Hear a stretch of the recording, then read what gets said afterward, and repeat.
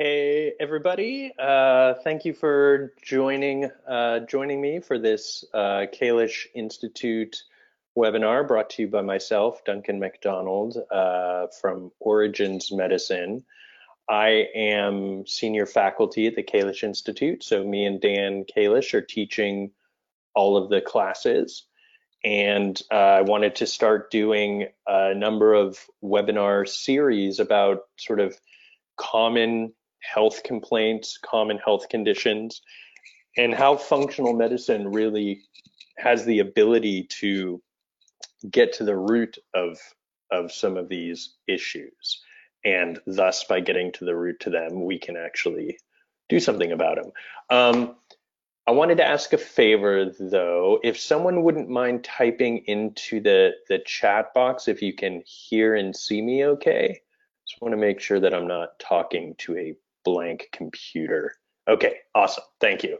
That happens more commonly than you might expect, and there's nothing more embarrassing than talking for like 15 minutes and realizing that nobody can understand a word that I'm saying.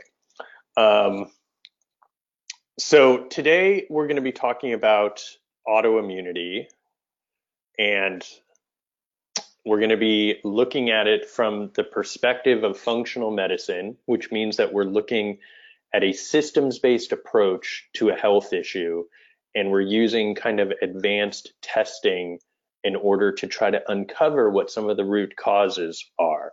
And I'm going to try to get through this at a reasonable amount of time so that I can answer any questions that you guys might have at the end, okay? So definitely, if you have questions, even if you have a question during the time that we're talking, I might not pause at that moment to answer it, but if you type it into the chat box, I will certainly try to get to it at the end of the presentation so that I can, address everything that is concerning you guys, or, a lot of the material we're going to cover here, depending on how much of Dr. Kalish's previous webinars you've watched or exposure to other functional medicine thoughts. Some of this might be a little bit like in terms of sort of showing you what is actually underlying some of the autoimmune processes in the body. And autoimmunity is just one of those things that the more we look and study, the more we realize that this is a key component in most inflammatory health issues.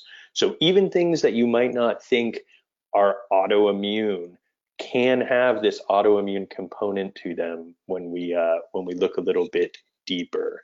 So once again, I'm Duncan McDonald, and I practice both functional medicine and Chinese medicine in San Francisco.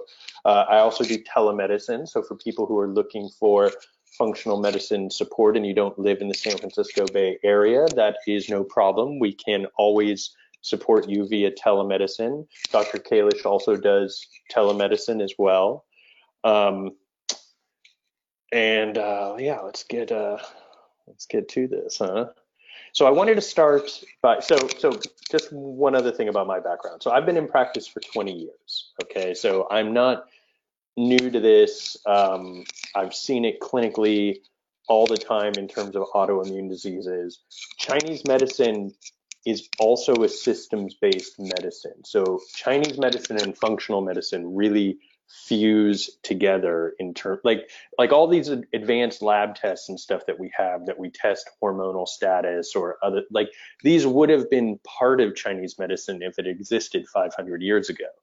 It's just another way at looking at root cause pathology and correcting systems, right? Functional medicine is called functional medicine because we are restoring function to body systems that have been maligned by some type of cause that needs to be investigated. Oftentimes people will refer to functional medicine practitioners as like health detectives or health sleuths. And that's very true. Like a big part of what we do is always asking why. Why is this happening? Why, what do we need to do to identify it? And how do we correct the furthest upstream that we can from the problem so that everything else downstream from it has the possibility of normalizing. If you don't take care of root cause pathology, it is extremely hard to get people better and have them stay better. Okay, so we're going to look at this a bunch, and there is a like a whole lot of stuff that can cause root pathology that a lot of us never think about. I'm also going to try to share with you guys some lifestyle tips that you can incorporate now to try to improve an autoimmune condition you have. And then also perhaps to think about maybe it is time to do some more advanced testing and figure out, what exactly is going on. And I'm happy to help guide you through that. And I'll tell you a little bit about how to work with me at a point here. But this quote is wonderful. It comes from the Yellow Emperor's Classic on Internal Medicine, which was 500 BCE. This was like kind of the first main medical text of Chinese medicine. And the physician who teaches people to sustain their health is the superior physician. The physician who waits to treat people after their health is damaged is considered to be inferior. This is like waiting until one family is starving to begin to plant seeds in the garden. Another way to put this from a Chinese medicine standpoint was that in sort of a classic model that they used for medicine, you would pay the doctor a small fee every month. However, if you got sick, you didn't pay the doctor, because if you got sick, the doctor actually wasn't doing his job and he had allowed you to get sick, right? So just a very different way to look at health. And this is a model that we are all going to have to adopt to some degree, because otherwise our healthcare system is going to bankrupt us. We have to take care of these lifestyle purposes. And so when we get to sort of the conventional model and conventional thinking on autoimmune diseases, the thing that we really want to understand is that different medical systems serve different purposes. They are not at odds with each other. Like, I refer to many great medical doctors all the time, and a lot of the referrals that come to me are from, neurologists or other types of doctors. And the enlightened position is to understand that we all exist and sort of have a different purpose and take a different place in a patient's existence. If I go through my car windshield in a crash, like, I want to go to the emergency room. That's not what my specialty is. But if you are suffering from sort of a syndrome where, fibromyalgia or chronic fatigue or something of which the doctor has no real treatment except to label you as having that syndrome, then that's when this health detective concept becomes very useful and is something that we want to look at, right? There's always a reason. Whatever you guys are struggling with, there's always a reason why it's happening. It just needs to be found. And a lot of that has to do with how the body perceives stress. And we're going to talk a whole bunch about that. So, the conventional kind of answer often when we go to the doctor and, maybe they did some blood work and they flagged, I don't know, maybe it's like a Hashimoto's thyroiditis or something. They flagged some labs that showed that there's an immune response going on. And the answer is almost, for some reason, your immune system is attacking its own tissue. And that's where the explanation gets left. It's just, for some reason, this is happening. And I would challenge that and say, no, it's not for no reason. There is always something going on. And that is, where we are going to spend our time looking.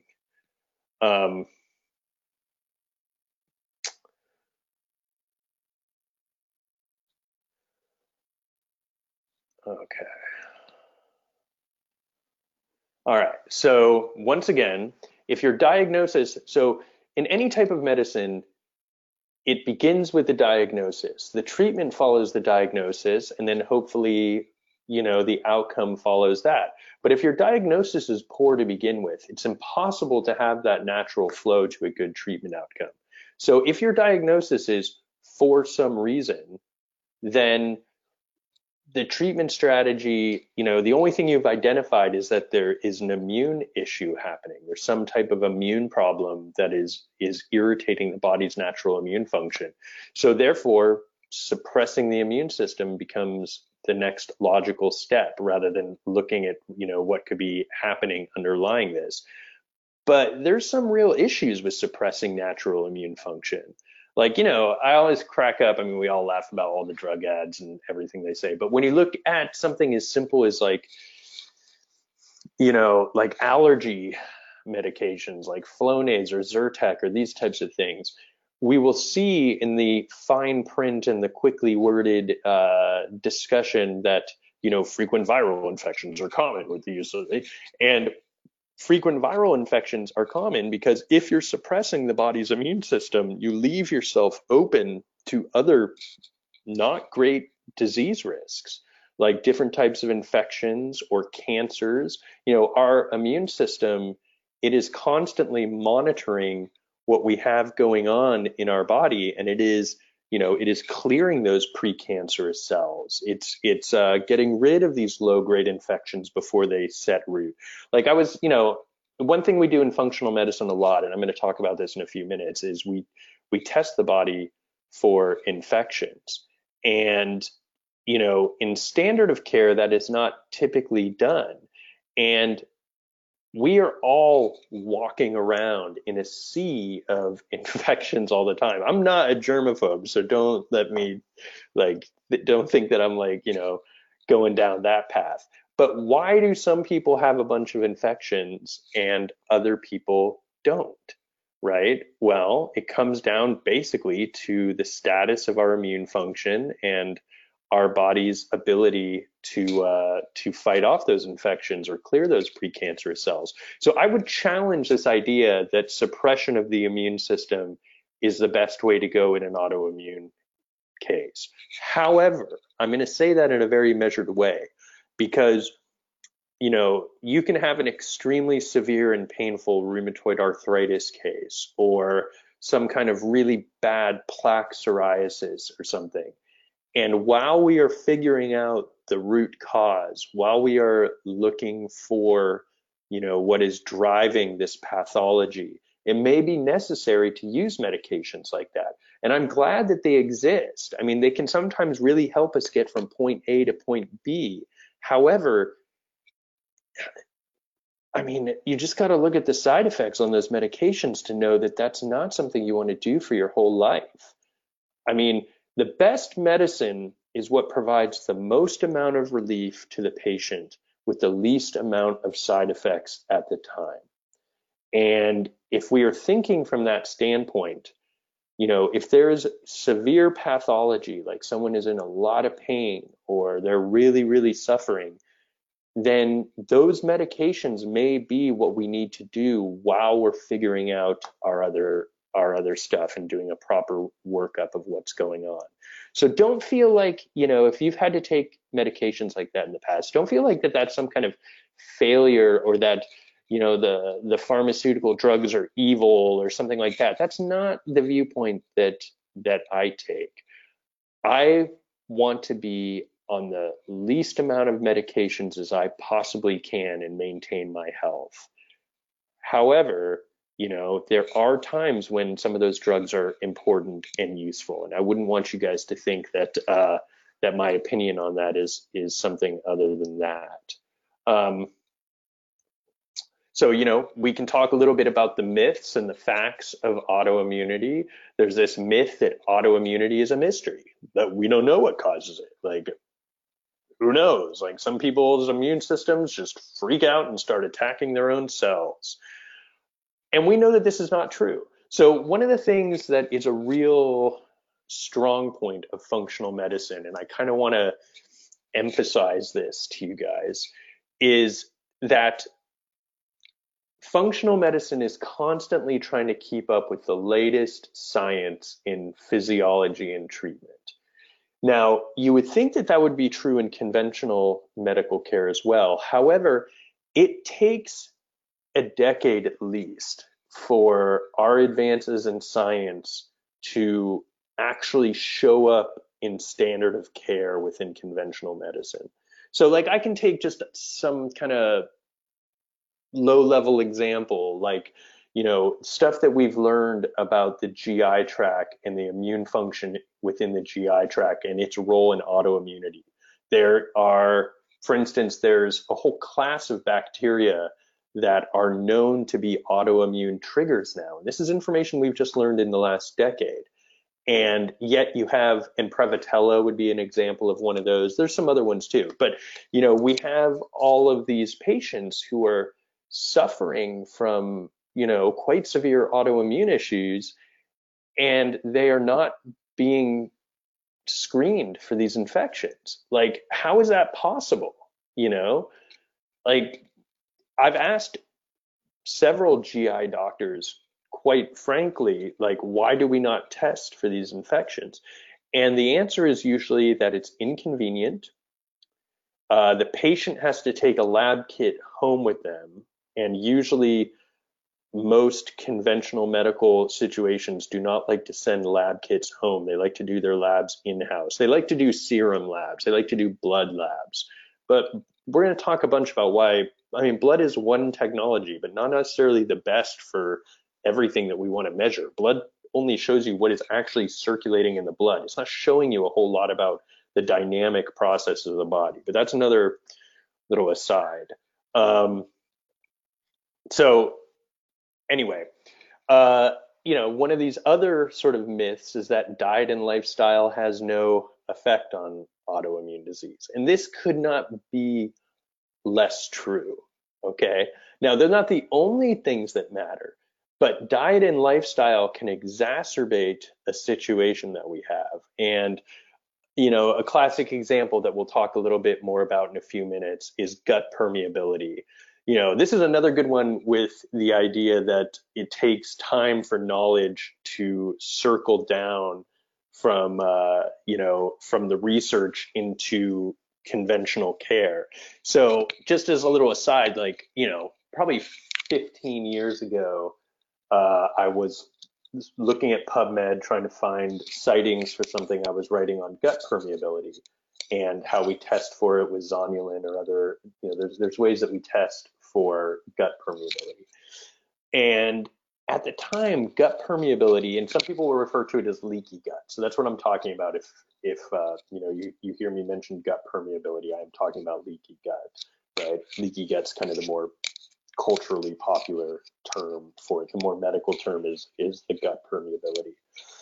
And it was considered total quackery 15 years ago. I could barely find any references on it for the paper I was putting together. If you search PubMed now for intestinal permeability, there are thousands and thousands of sightings. It takes time for this stuff to properly get into the public domain and then be used within medicine. So,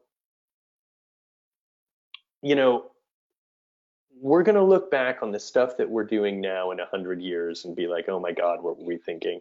And that's always the case. But when you use a systems-based approach to medicine, when you're looking at trying to restore function so that the body can self-correct, you get out of a lot of those pitfalls. You don't end up making the same mistakes because fundamentally, autoimmunity is not a healthy thing for the body to be doing. There is something that is aggravating and irritating the body into an autoimmune state, but if it wasn't there, the body would normalize. That brings us to our third myth, that it cannot be reversed. And this is just absolute nonsense. Like, autoimmunity can absolutely be, it can be, now some of the tissue damage by autoimmunity may not be reversible. Like if 70% of your thyroid has been destroyed because, even though you had antibodies showing up 7 years ago, nobody ever did anything about it. and you're unfortunately you're going to have to take thyroid hormone forever. Your situation can probably be improved, and a lot of autoimmune diseases can be put into remission and thus reversed. Okay. Um,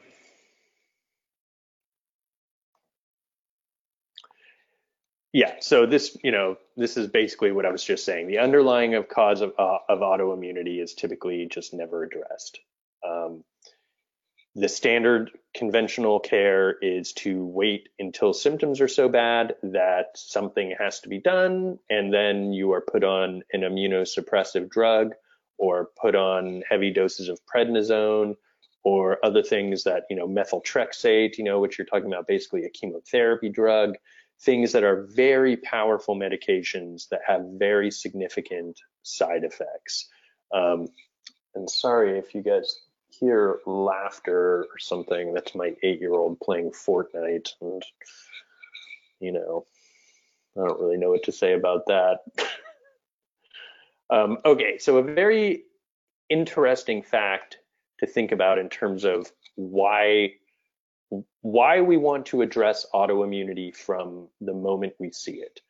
Autoimmunity is a process within the body. The way that it expresses itself, whether that's through joint pain or some skin type of issues, or you know, like a Hashimoto's thyroiditis type of thing, you can think of those as being the branches of how it's expressing.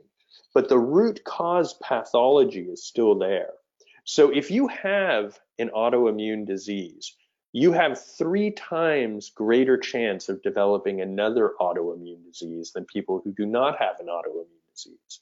So it's not like, I have this rheumatoid arthritis, and so I just need to be concerned about the joints, because that's what's affected. I'm going to be concerned about the joints and not think about other potential pathologies. Well, that is not a great idea because, you're leaving the gate open for that autoimmunity to express in other ways, and also for just poor immune function in general.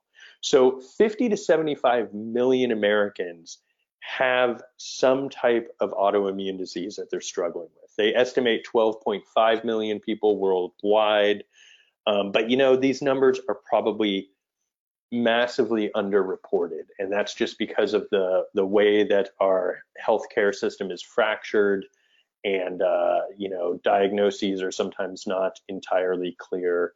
So that number is probably way different. But what I want to impress upon you is just that idea that, like, if you have an autoimmune disease, then that process is happening within your body, and you are 3 times more likely to, come down with some other type of autoimmune disease. And to that point, let's get to our next slide here. Autoimmunity is often accompanied by all kinds of other disease states, and these are often diseases that are referred to as syndromes, right? And this is where I was saying that, like, many disease processes of the body have an autoimmune component, but they're not labeled as autoimmune necessarily because some of our testing technology has not yet identified that autoimmune activity. But like fibromyalgia or chronic fatigue would be 2 really great examples where there is a strong autoimmune undercurrent to these problems. And so, we often see people struggling with, with fatigue or pain all over the body, even though maybe they have plaque psoriasis or something. I mean, the thing that you have to understand, I think, that's very important is that any autoimmune process is taking up a significant amount of energy and resources from the body. Like, you're basically fighting a battle nonstop, and that battle takes resources and energy. And that's resources and energy that can be used for something else if it was not being used by that process at the time. So, it's something that needs to be paid attention to. And because we treat the underlying cause, we identify and treat the underlying cause, we see people getting better every day, both in my San Francisco clinic, but also with my telemedicine patients all over the country, all over the world. We see people improve all the time. And so it's really not like, it's really not rocket science. Like I'm not the genius who came up with this. Um, However, the thing that we have to think about when we are organizing our brains around the idea of getting to this root cause pathology is that there is a systems, we have to look at the body from a systems-based approach. And by testing and correcting those body systems in the proper order, we can identify and correct root pathology. And so within the Kalish method of functional medicine, and one of the things that Dr. Kalish did that honestly, I just got to say he's a total genius for doing this. And he did this because of some inspiration that he had around his own treatment with and experiences with Chinese medicine. But there's a real problem within the functional medicine community of this very disparate and all over the place. There's a million different tests you can take, and oh, I had this test and that test, and now I'm taking this bottle of supplements and this bottle because this test said that and this said this, and it gets crazy. It's unwieldy because there is no organization to how one is approaching it. And so coming to functional medicine with a systems mind state, just like Chinese medicine has, allows you to correct a system that then influences the other body systems. So we always test and correct the body systems in the correct order.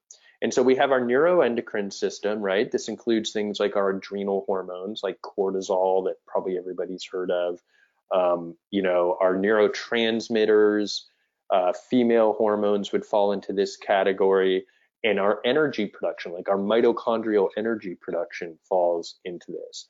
Now, this is super profound because if you can think about the body's stress response and its adrenal function, like the production of cortisol and DHEA. This is like the capstone, basically, of our health. Like if that stress response is significantly disrupted, then it's almost impossible to correct things below it and permanently correct them. And that's because the stress hormones they play so many roles in our body. They affect so many different things. Like cortisol, which is the hormone most of us are probably familiar with, is a glucocorticosteroid. So it has functions that help the body manage blood sugar. It is our main hormone of awareness. It makes us alert. It surges up in the morning, and that's what like opens our eyes and gets us out of bed. And then it plummets down, and melatonin rises, and that's what creates our circadian rhythm. It is a corticosteroid. So cortisol is like cortisone. It's our body's main way that they would like shoot in your elbow or something if you had tennis elbow or something. It's our body's main way of managing inflammation. So if cortisol is significantly disrupted in some way, then our body loses its ability to manage inflammation. And then cortisol also plays this really important role in our gut. And it basically allows, through this protein called secretory IgA, it allows a proper immune barrier of the gut. And here is where it gets very interesting and very important. And this is why these systems have to be tested and corrected in the proper order. Because if you're not supporting that immune barrier of the gut, you're going to have proteins and other things that can leak across that can trigger immune responses in the body and cause all kinds of havoc. And there is a lot of good research now pointing to the fact that a lot of the root cause pathology of autoimmune diseases lies within the GI. However, in standard of care, nobody checks it, right? So you could have something really bad going on right there, but just take some prednisone and some methotrexate, and you'll be just fine. And then finally, we check the detox. Oh, so the GI system is the system that we test next after our stress hormones. And we'll typically do these tests all at one time. But in terms of putting together a coherent treatment strategy, it's important to have all of it, right? And this would include pathogens like common infections like Prevotella, that one I was mentioning, food intolerances, general microbiome issues, and then that intestinal permeability, that leaky gut concept. And then the detox system of the body is sort of what you would think it is. But proper functioning detox in the body is what protects us from the buildup of a lot of these inflammatory products. So if we're detoxing properly, inflammation of the body will be low, oxidative damage to the body will be low. So all of these things need to be kind of humming together in order for the body to exist in a healthy state and to have proper immune function. And, if you don't test that gut, or if your stress hormones are just completely out of whack and therefore your gut immunity is poor, you could test the gut and find an infection and be like, oh, I guess I'll take an antibiotic and get rid of this infection. But because that immune barrier, that mucosal immune barrier hasn't been restored, you're basically leaving the barn door open for other types of infections. And so there's a logical breakdown that is kind of mind-boggling to me. I don't understand why we allow it to be like that. Okay, so moving along here. All right, so now we're going to talk about some more stuff about what you can actually do about it. What are the lifestyle factors involved? How do we identify these problems? And yeah, so if you decide that you want to take next steps in terms of figuring out what's going on with your autoimmune condition, and you want to work with us here at Origins Medicine, so I'm gonna I think we have 6 open slots this month in the clinic, but I can always waitlist people onto next month. But I'm gonna give $50 off as a kind of, I mean, if you're on this webinar, you are interested in your health and probably been struggling with an autoimmune condition for God knows how long. So I want to encourage people to take that next step and find out what's happening. And so, you may be watching this on a rebroadcast and just mention that you saw it on the webinar. Just mention this deal that you saw it on the webinar, and I'm going to give you $50 off of your initial consult, which is usually $275, but it brings it down to $225. So that's just an offer for you guys should you decide that you want to take it. A little bit about my own interest in autoimmunity was sort of a kind of an interesting one. So once I had gone through my Chinese medicine training and I was studying for my board exams, and I was studying 12 to 14 hours a day, stressed out of my mind, and I started to develop some sleeping problems. And then I started to get this really weird rash all over my face, like my forehead, like my nose, my cheeks, and it was quite painful. And I went to Kaiser at the time. That's who my medical insurance was. And they were like, oh, you have rosacea. And I was like, why? Why do I have rosacea? Like, why is this coming up now? And their answer was, I don't know. You can use like hydrocortisone cream. If it gets bad, we can give you, some oral steroids. And at the same time, I was developing this like stomach pain. I didn't have an ulcer, but like it was the kind of thing where like if I went out to dinner and had a couple glasses of wine or something, I would be up like most of the night, like struggling with like really bad heartburn. Like it was very uncomfortable. And this was around the time that I started to get interested in functional medicine. And I was like, okay, I'm going to figure out what's going on. And so I tested my own cortisol output, and it was just terrible. It was completely messed up. And then I found that I had a raging H. pylori infection in my stomach. And that was probably present because of that low cortisol status had left me immune suppressed and allowed that infection to take hold. And so rosacea is another one of those conditions that is sort of on the periphery of autoimmunity. It has an autoimmune component to it. Oftentimes people don't think of it as necessarily being autoimmune, but my immune system was reacting to this H. pylori infection, and in some way that was confusing my body to result in this bad skin inflammation. And when we think of H. pylori, most of us think of ulcers. It's the infection that causes ulcers, but it causes, like, H. pylori is no joke. It causes inflammation in everybody who has it, and not only of the stomach, but through the body. And it changes the pH balance of our stomach, so it compromises our main immune barrier from the outside world. And when I identified that and I corrected my stress hormones and I killed off that H. pylori, my skin issues totally went away.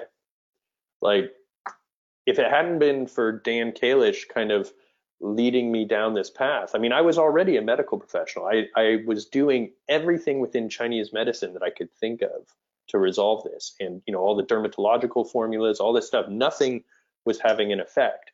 It wasn't until I identified this infection and took care of it and then corrected my ragged stress response so that I could seal up that barrier and not leave myself prone to it. So that's a little bit about my own personal story with this. So the first big secret, if we are to think about what are the secrets and misconceptions around autoimmunity, is that stress is probably our number one player, okay? But when we think about stress, most of us always think about emotional stress, right? Like, I've got a really stressful job, or perhaps there are stressors within my family, divorce, death in the family. And these are all like hugely, hugely stressful events. But when we're talking about stress from a functional medicine standpoint, we're talking about a concept called the allostatic stress load. And that means it is sort of the accumulation of all the stressors that are affecting you. And I kind of sometimes will talk to patients that this is like a bucket or something that all of our stress goes into. And that would be emotional stress.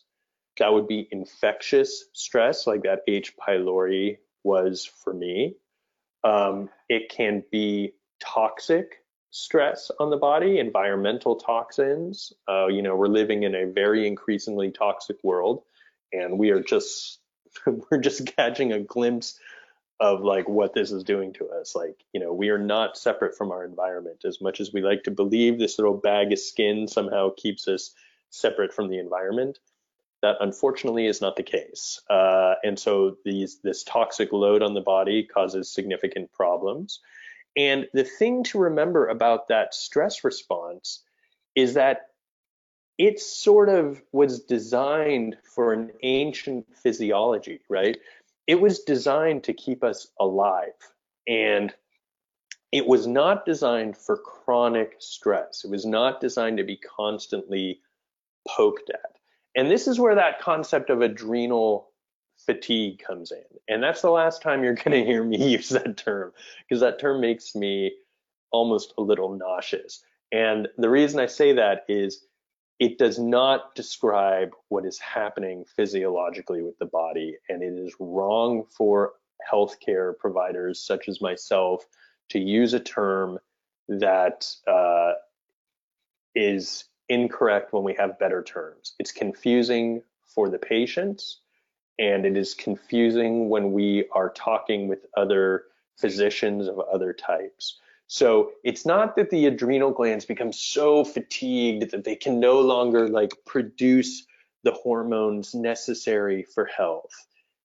It's that the system becomes dysregulated. We have this HPA axis that we see here, and this is the way the brain signals our our cortisol system, our adrenal system, in order to produce adequate amounts at the right time. And if that system is constantly poked at by some inflammatory stress or some grinding emotional stress, it will become dysregulated. It's like being in a super loud room or something, and like, you can't really differentiate conversations. Like the body counts on having very sort of very pointed signals in order to establish physiology. So cortisol is supposed to blast up in the morning, and at night it's supposed to be really low. And it's this difference between the two that makes us sleepy at night and alert during the day and have good mood and manage inflammation. And when that system becomes broken down, then the body becomes catabolic. And if we were to think about from like a absolute like 50,000 foot view, like what causes autoimmunity? It is this shift of our physiology from anabolic, meaning repairing itself, resting properly, building up, to this stress state of being catabolic. Now, when the body is catabolic, it's because it perceives that it is in danger, and it perceives that it's going to need resources quickly to react, to escape the danger or something. But we're not really under the same kind of danger that this system was designed for, right? A lot of our worries exist within our head, or perhaps we work at a gas station and we're surrounded by toxic fumes all the time that are stressing our body in a different way. And that catabolic system, one of the first things it does is it looks for something that is easy for the body to get energy from. And the gut lining is probably the absolute easiest thing to cannibalize and turn into sugar for the body. The body will be like, oh, you know what? Forget digestion for the next couple days. I'm going to take all that glutamine that is in the gut lining, and I'm going to turn it into glucose so that I am ready to fight. And if I survive, I'll quickly rebuild the gut lining, no big deal. But if that process is happening every day, that destroys that mucosal barrier of the gut, and it allows these proteins that can become immune irritants to move across that barrier and cause problems. So we really, really don't want this catabolic physiology. I mean, it's good that it exists in a pinch, but like it's not the state that we're supposed to be in on a day-to-day basis. And if there was like one thing that I could do with every patient who came in my door or that I worked with via telemedicine, it would be to correct this stress response. Because if you have proper functioning cortisol, once again, that is like that capstone at the top, and it regulates everything down below it. So many symptoms that people have, whether it's anxiety or skin problems or joint inflammation or pain or digestive issues, so many of these problems will take care of themselves if you correct that upstream stress response. So I cannot like emphasize that enough in terms of how important this is for us to deal with. Okay. Now, once again, it's the allostatic stress load, that bucket of stress that matters. And if you have an infection and maybe some kind of toxic exposure, that's taking up a lot of room in that bucket. There's not a lot of room left for emotional stress. And so all of a sudden you can become very easily overwhelmed and very sick from what would seem like not that stressful of a situation. And I'll have patients come to me who have, some type of pretty serious autoimmunity, and they'll be like, I'm not that stressed out. Like, I don't understand this. Like, My relationship is fine. The biggest stress in my life is dealing with this illness, but I don't consider myself that emotionally stressed. That's where the sleuthing comes in. There's always something that is driving that process, and it can be found if one cares to look. All right, I had to keep us moving through this. I'm one of those people who can sometimes go off on tirades a little bit, so I apologize. So once again, stress physiology, you get this stress hormone disruption that causes an immune response. Your body reacts to, food intolerances or a leaky gut or a pathogen system. The body becomes overwhelmed with toxins. You have emotional, inflammatory, and dietary stress. Pretty straightforward.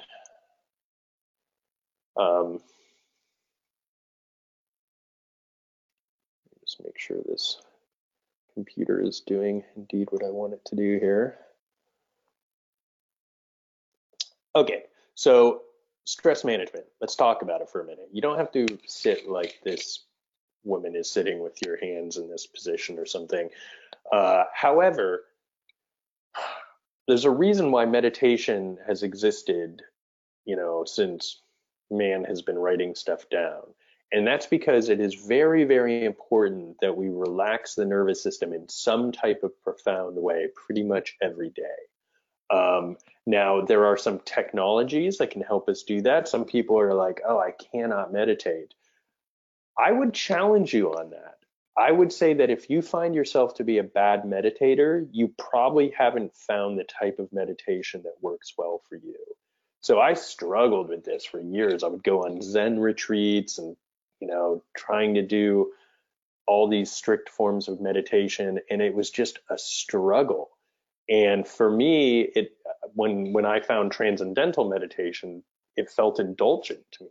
It felt good. I liked it. And so that became what I found. I have patients who use apps like these ones you see here, like Calm or Headspace, that allows you to explore different types of meditation, or they will guide you through meditation. You just put headphones on and listen to someone talk.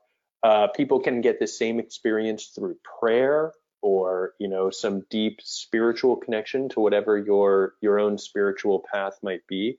But it has to be something. It's not like some people will be like, oh, I read for relaxation, or I watch TV. We are looking for something that really sinks you down, that deeply, deeply relaxes the body. And the reason is because it's that signaling problem again. The body needs to be stimulated at times, but then it needs to be relaxed and quiet.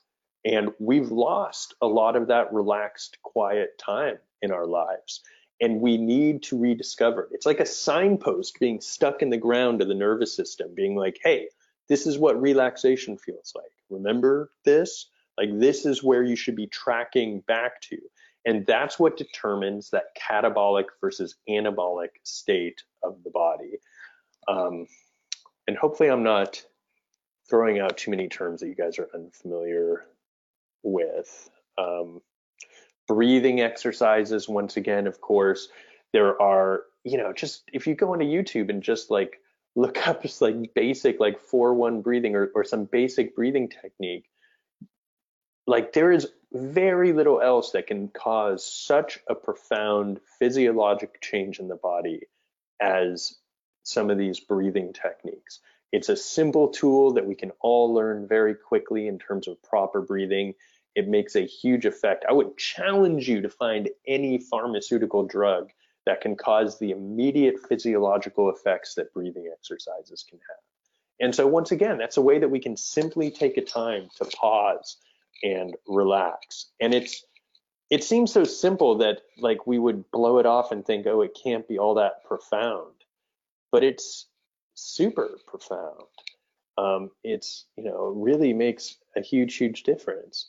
So the other thing to think about would be the way that, we can get other sort of relaxation through contemplation. There are technologies like float tanks and stuff, which I've been super interested in trying. There's actually a place in San Francisco.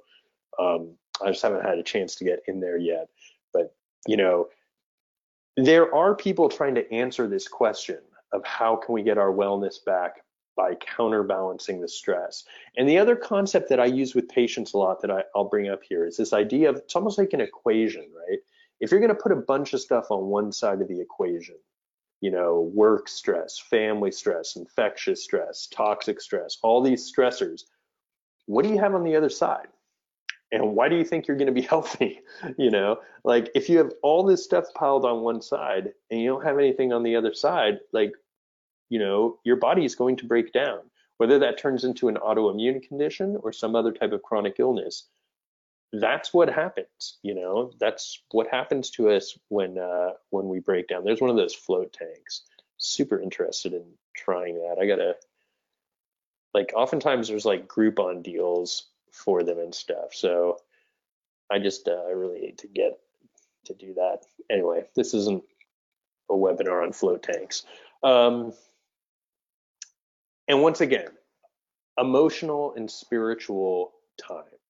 And I'm not going to get off in the weeds here. I'm not trying to be somebody's guru or something like that. I'm just saying that this has always been part of the human experience. Some type of contemplation, some type of connection to others, or, we all know what I'm talking about. It's different for every person in terms of what it is that they like, but there's often a connection to a community that is around that. And there is so much research now about community and contemplation. I just read this super interesting study a couple days ago about forest baths. I don't know if you guys are familiar with this, but just exposure to a forest can reduce stress hormones and regulate stress hormones for like a month following a 20-minute exposure. I mean, it's crazy. Like we were designed to be out in nature. If we can recreate that, our bodies appreciate it.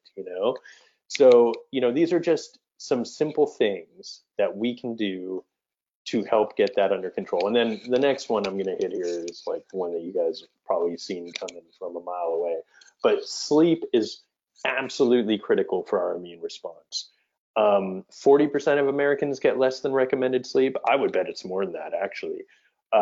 Here in the Bay Area, it's absolutely absurd. Like, I have a lot of patients who come in and they pride themselves on the fact that they only get 4 to 5 hours of sleep a night. They wear it as like a badge of honor, like that's a good thing.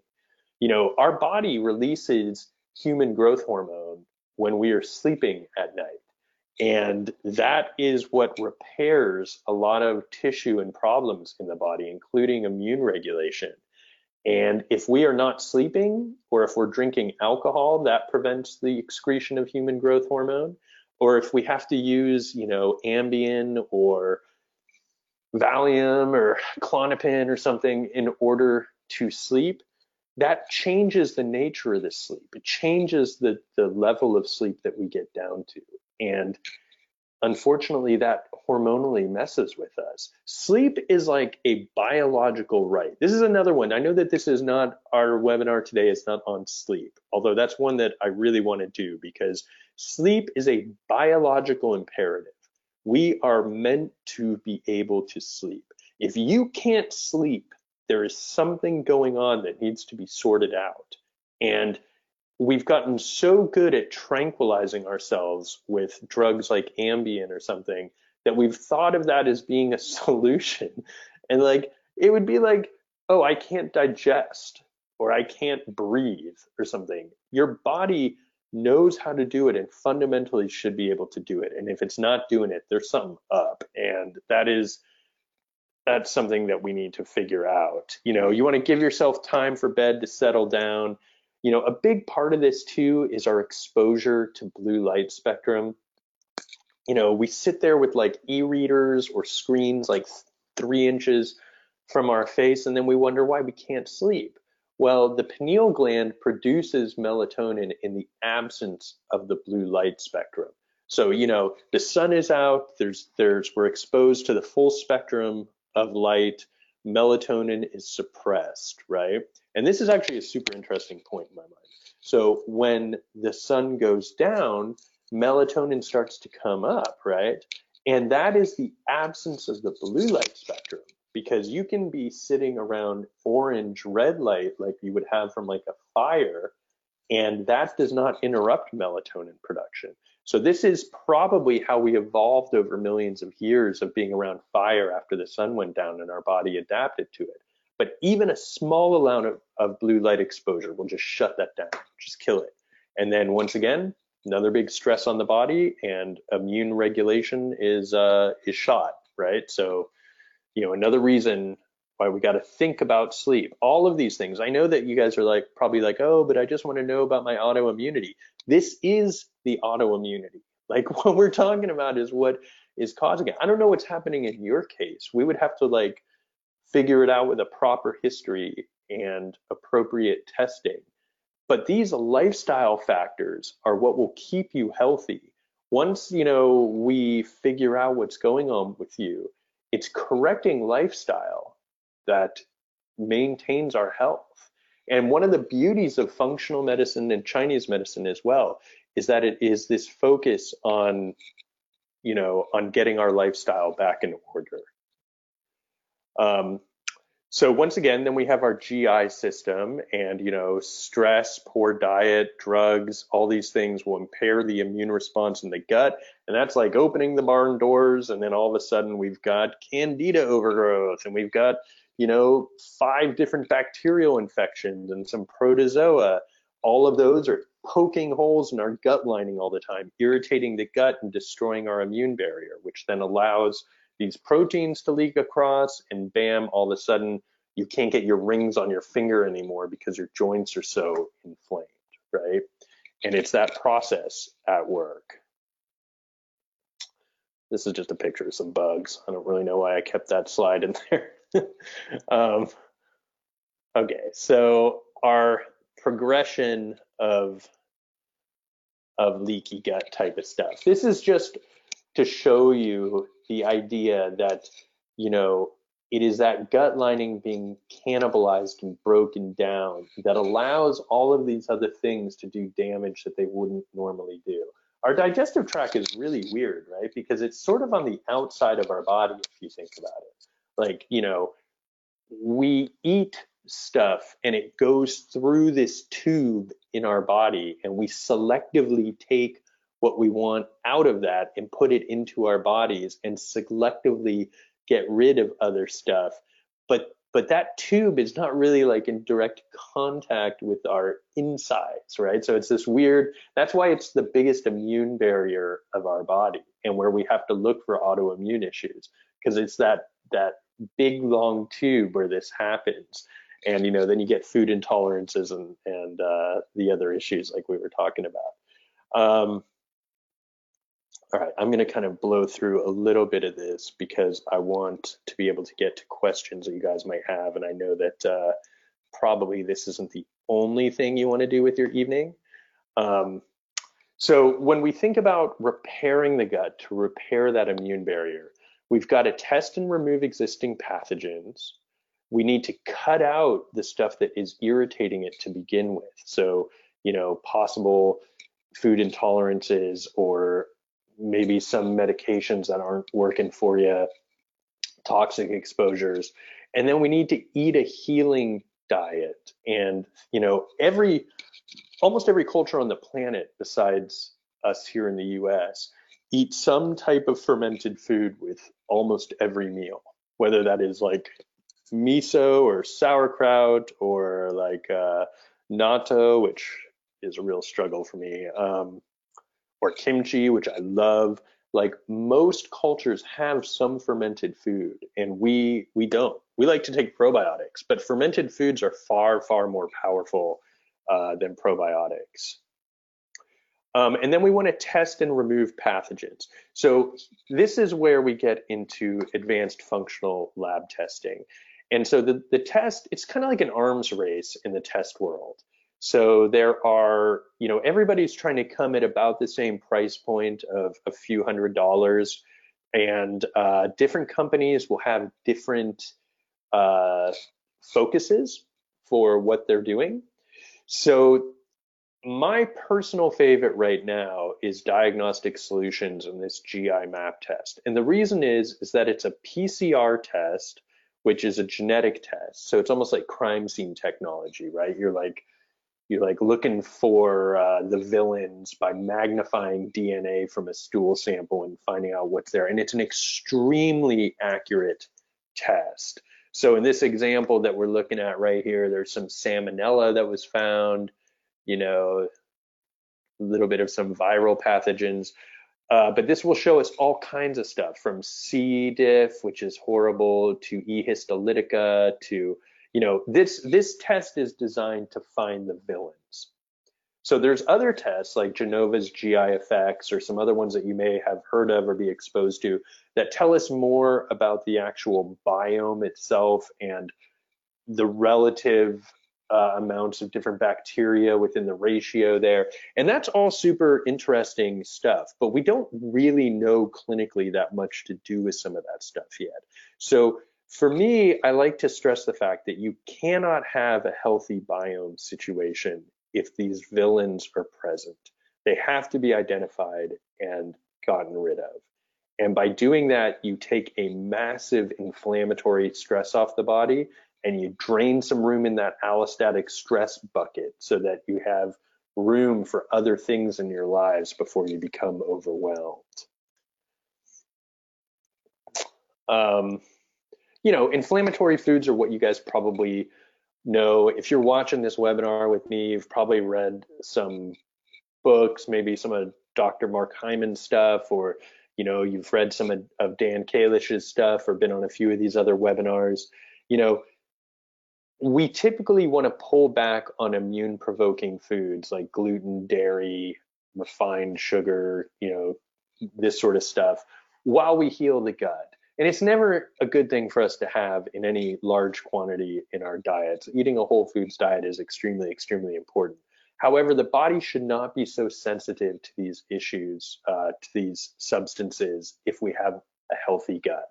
If the gut is unhealthy, then, all of a sudden, these things really get to us. And of course, gluten, dairy proteins like casein, sugar, polyunsaturated fatty acids, these are all just inflammatory junk, right? We need to be eating a variety of vegetables.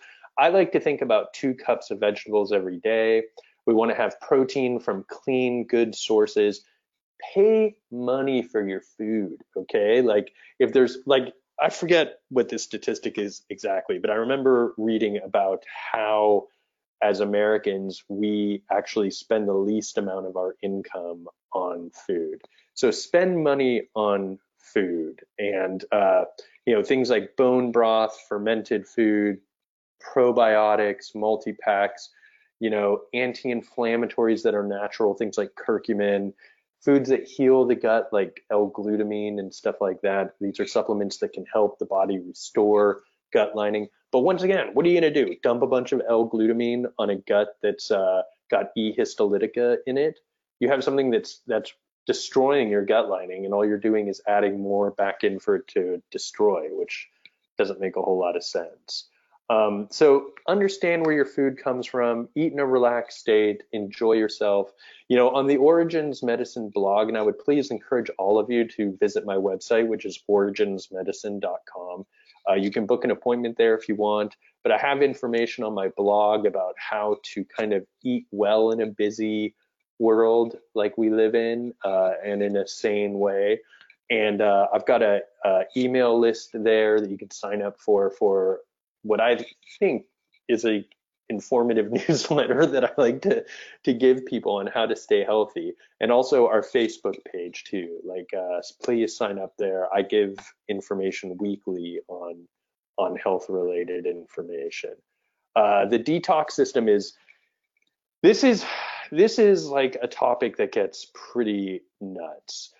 So there's something called the CDC's 4th report. I'm not going to freak you guys out by pulling it up right now, but it's basically a measurement of how toxic our environment is on a year-to-year basis. And the number of chemicals that we are being exposed to is accelerating at a rate that, has people worried about all types of things from, fertility type of issues to, I mean, you name it. Like, it's hard to have proper functioning body function if we can't detox some of these chemicals. And the things that we don't think of, like we think of food toxicity quite a bit, like, oh, I don't think I should eat that Snickers bar or something. But body and beauty products, our skin is our largest organ, right? And it is an absorbent barrier. And if we put stuff that can pass through that barrier, it's like eating it basically. You're getting it right into your system. The quality of our water, which, like, we need look no further than places like Flint or other places to know that this is issue. Fire retardant stuff in our old couches, and these are all, none of this is good for us. Nutritional deficiencies. Everybody likes to think, oh, well, as long as I'm hitting the USRDA, I must be okay. But remember that the RDA is the minimum amount of an identified nutrient to prevent disease progression. It says nothing about what the proper amount is that you should be taking. And it takes nothing about stress physiology into play. The more stressed our bodies are, the more magnesium we use. We use magnitudes more B vitamins. Our vitamin C needs are much higher for oxidative stress. Every now and then you'll see like a Yahoo headline that's like, oh, supplements found not to work or something. Yeah, they don't work if you don't need them. Like, people taking supplements without doing testing is just mind blowing to me. Like, how in the world would you know what you need? You're just gonna waste hundreds and hundreds and hundreds of dollars a year just buying stuff that you don't even know if you need. And you're only going to improve your health if you are hitting something that, is something that needs to be corrected. So it's very strange to me that, but, that's sort of what we do. So, these toxins come in through our skin, our breathing, our air quality at home. We always think that the air is going to be better inside our house. It's actually more toxic in our house than it is outside. Beauty products. And then for detoxing, we want water filtration. You want to think about both the drinking water, also the shower water or the water you're bathing in. Once again, that skin barrier absorbs a lot. We want to filter our air if we can. I mean, here in Northern California, like, we had those terrible wildfires, and like, it was just crazy. Like, I felt terrible, and I was trying to stay indoors as much as I could. But talk about toxic exposure. I haven't run an organic acids lab on myself since those fires, but I would be very curious to see like oxidative stress and what my liver is doing following those exposures, because it's going to be there still for sure. Cruciferous vegetables, sulfur-containing compounds that are in cruciferous vegetables are very important for running the phase 2 of our liver detox. So all of these are important things for us to consider in terms of detoxing. Once again, managing stress and infections and nutrient deficiencies and toxins is going to make us less inflamed, and that's going to help our immune system function properly. Eating real foods, having real relationships, maybe actually try spending time with your loved one. Try snuggling up a little bit. Let those hormonal changes happen that help our body so much. And then test, don't guess. Okay, that gets back to that supplement idea of eating supplements that perhaps you don't need. In functional medicine, we test, we don't guess. All right, I'm going to blow through some of this stuff here. This is just talking about our liver detox pathways. Once again, it comes down to those body systems. If you don't have an organized way of thinking about how you're going to find the root cause of this autoimmunity, you're going to wander around in the same quagmire perhaps you've wandered in for however long you've been struggling with this. Like, if you don't know what to look for, you're not going to find it. And so an organized approach that is logical and that follows a logical progression of treatment to normalize the body is critical. And that's what functional medicine is all about. That's what I do in the clinic every single day and with my patients all over the country. I invite you to work with me if you would like to. Like I said, we got 6 open spots this month in the clinic, and I can certainly put people on the wait list should somebody drop out. I'm giving anybody that $50 discount for the webinar for you listening to me yap for an hour here. And I think that's pretty much what I've got, you guys. So I want to say thank you for listening to me for over an hour now, which I know is a long time. And I had to breeze through some of this information because, you know, it is pretty relevant. Um, so, so Joy says that Facebook is too stressful. Yeah, you're totally right. Like, uh, I would love to know the studies on how social media has affected our stress levels overall. But yeah, it's a big deal. Um,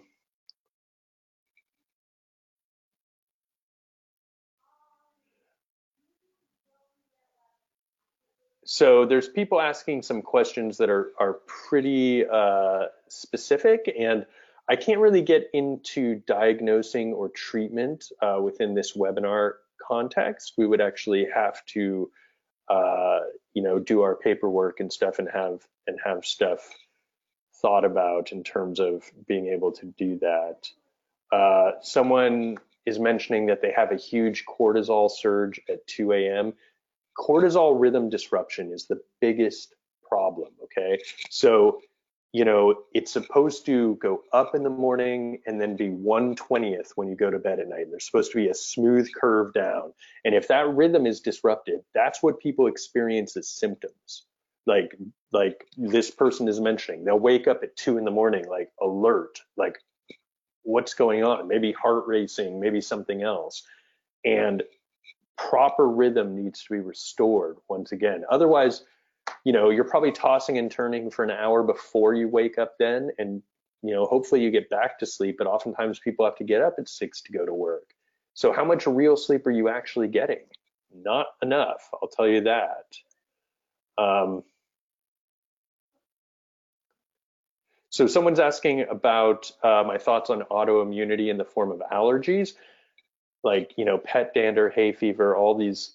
Yeah, this is immune dysregulation. This is the same thing that we're talking about. We treat allergies all the time in the clinic, and this year in the Bay Area has been nuts. It's been terrible because we've had a ton of rain, which is great for us, but then we've had like these 80-degree days and high winds that are pulling pollen up to the atmosphere. I mean, it's been rough, and once again, calming and normalizing immune function is what we're looking to do, right? We want normal immune function. And so, yes, allergies would fall right into what I'm talking about. So, once again, someone's asking about an encephalitis, kind of autoimmune disease attacking the brain. That's a little bit, once again, into the weeds, but one can think about the fact that this is, once again, a process that is then affecting a tissue of the body. So, what is driving that is what needs to be checked. That could be a gut infection causing a systemic autoimmune state that is then affecting the brain. So we always need to look for root cause, you guys. That's what it comes down to, root cause. Um, thanks, guys. Thanks for listening to me. I hope this has been informative. You know, once again, my website is originsmedicine.com. You can always get hold of me through the Kalish Institute. I would appreciate it if you guys signed up for my you know, for my newsletter and my mailing list, because I really feel like I try to add value to people through there. I'm going to be doing regular webinars through Kalish Institute, so you can please keep your eyes open for that. If you're in the Bay Area, I sometimes do live events. And also my Facebook page is a place that I try to keep connected and actually de-stress people through social media, which might seem like that's impossible, but that's what I try to do. So once again, you guys, thank you. And you know, if I can help any of you, let me know. Okay. All right, take care, you guys.